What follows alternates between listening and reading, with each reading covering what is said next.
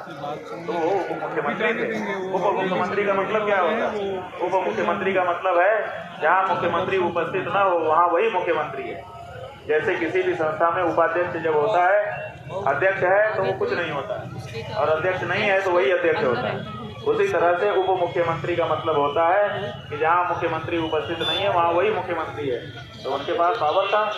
एक तरह से वो यहाँ पर आदित्यनाथ जी की अनुपस्थिति में मुख्यमंत्री थे। वो चाहते तो आकर के यहाँ सब व्यवस्था बना देते, व्यवस्था बना करके ले जाकर के स्नान कराते और वचन देते लिखित रूप से कि भविष्य में यह नहीं होगा। चारों शंकराचार्यों के सम्मान की सदा रक्षा करना का हम वचन देते हैं, दे पाए क्या? तो इसलिए उन्होंने सदाशयता अपनी हृदय की प्रकट की थी। हमको लगता है कि वो सज्जन व्यक्ति हैं, उन्होंने जो मन में विचार था उसको व्यक्त कर दिया, लेकिन व्यक्त होने के बाद जब आप लोगों ने उसको चारों तरफ घुमा दिया तो फिर उनके ऊपर के लोगों को पता चला होगा तो उन लोगों ने उनको मना कर दिया होगा कि हमारी रणनीति अलग है, तुम इससे हट जाओ। तो बेचारे वो तो यही तो समस्या है। पुलिस जो है